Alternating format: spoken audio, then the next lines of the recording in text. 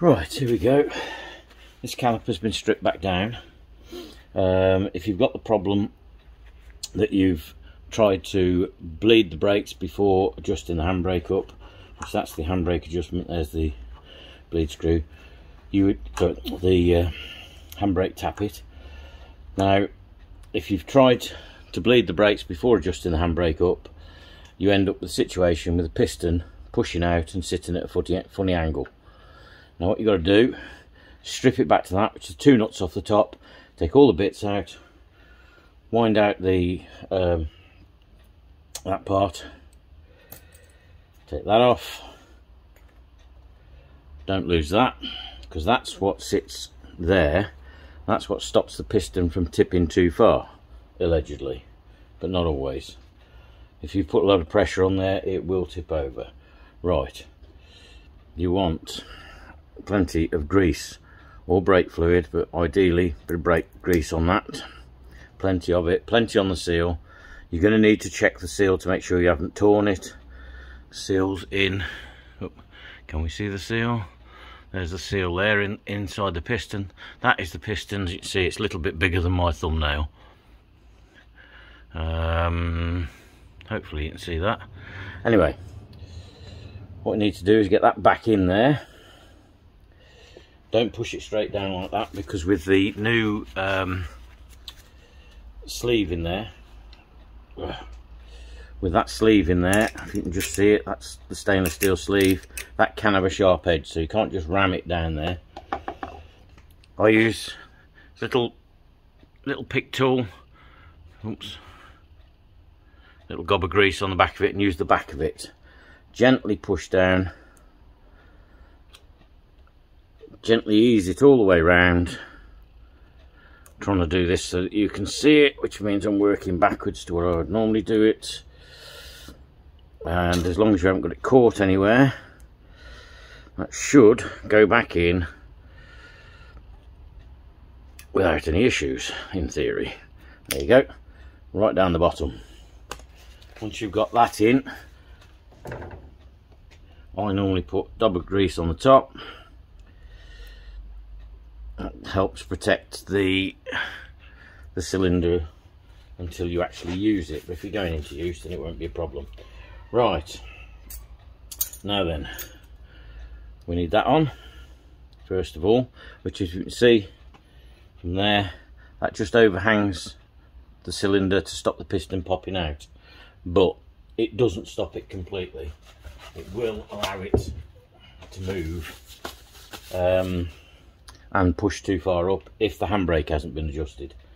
Right, we now need that on there, which is a guide for the pieces later. Push that right down. Got a screw that goes in there like that, because we do it all the time. We've got Allen keys already made up the right size. Screw that in there. Doesn't have to be overly tight, just tight enough so that it doesn't come off. Right, now this has got to go back in. This is your toothed ratchet, and it goes with those facing that, the hook bits facing outwards, and you just screw it back in. Hold it in place, get it central, screw it back in.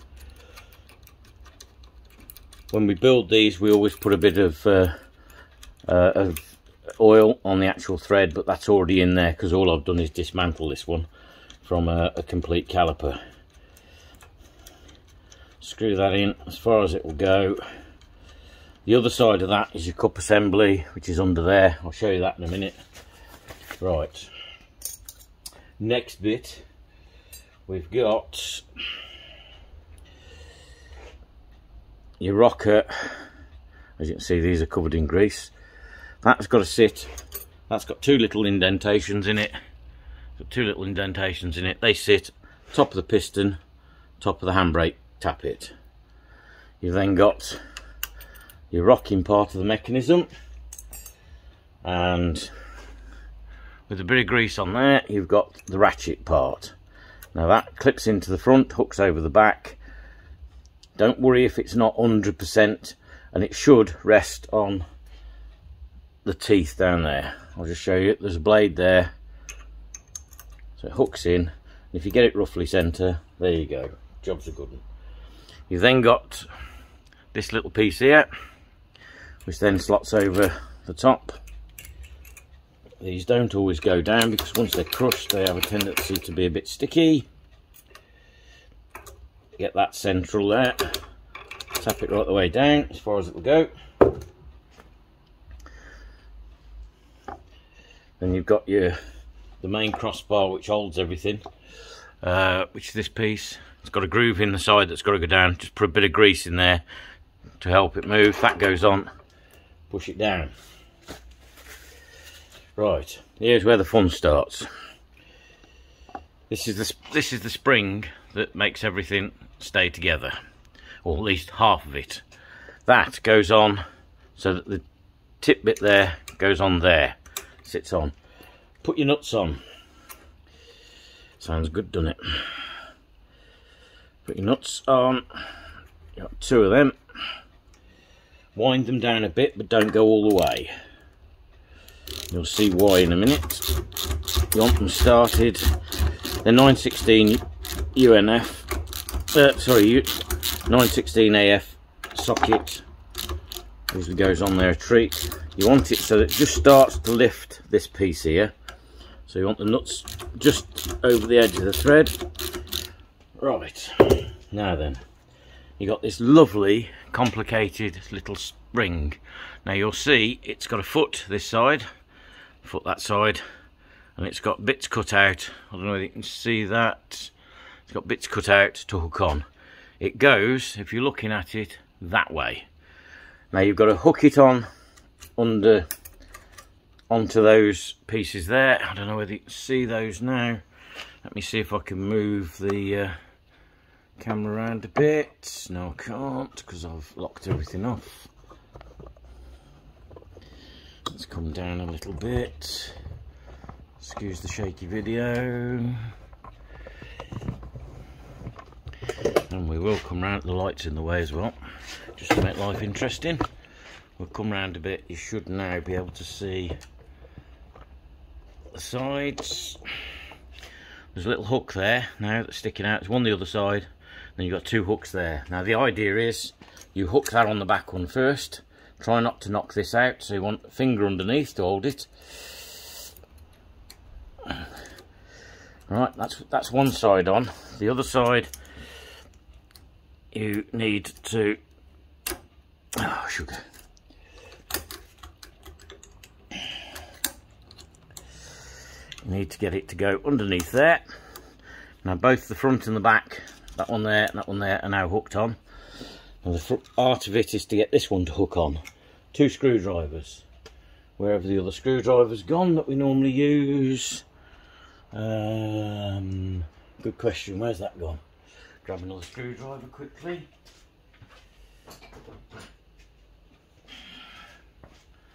Now hook one in there like that, lift it out a little bit, shove that underneath and push upwards. If you do the same on that side, once you've got that in, that's clicked in the one side. That's it. Make sure that's in. Right, now we're still in place there. Tighten it down.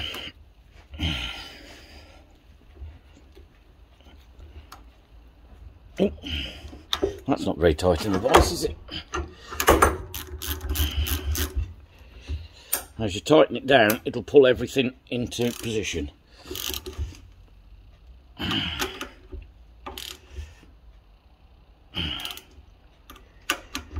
That needs to be fairly tight,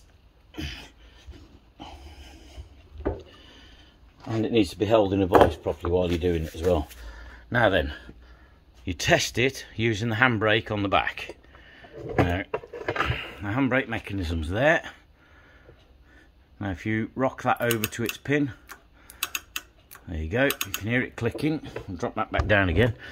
From the side you should see that, see how that's lifting? Now your hydraulic piston does exactly the same thing. Hang on, I'll twist around a bit. Your hydraulic piston does exactly the same thing, but if the handbrake wound adjusted up properly, the hydraulic one will push and it won't stop. It'll keep going till it tips over. Right, so now we've already got the two little washers. There's two little rubbers on there. Yep. Cap goes on there, and your two pal nuts go back on the top, same size as the other. These are the only 4 nuts you need to undo if you've got to take it apart. You undo those two. Now this is a driver's side caliper, so there would normally be a little loop on the front for hooking up the handbrake mechanism. The passenger side one has a flat plate with an extra loop where you've got a metal pipe that comes up and meets your hose to connect the two. Right, they don't need to be over tight. Now then, because you've wound it up, you've got to wind it back. Now there's your cup assembly. Now to wind it back, you just rotate it round. It should, there you go, can you hear it clicking?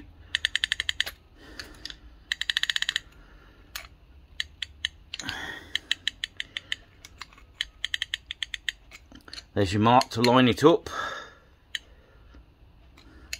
That should be in line with that mark in the castings, like that. You know it's square now. You want to test it again so you can see what's going on. This is the handbrake mechanism over here. Let me zoom out a little bit and you can see the whole caliper. This is the handbrake. This is driver's side, by the way. That's a UK driver's side, just in case you're looking from overseas. Now to test it,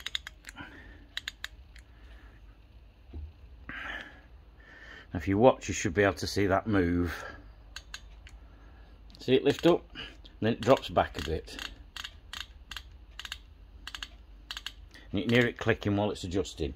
Now that's what you should be doing to get the pads tight on the disc before you attempt to... That's it, that's wound back. That's ready to go again.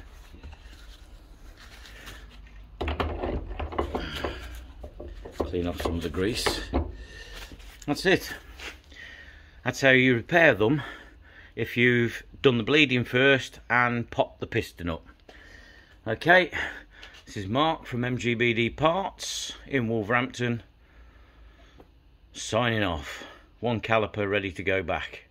Okay, cheers, thanks.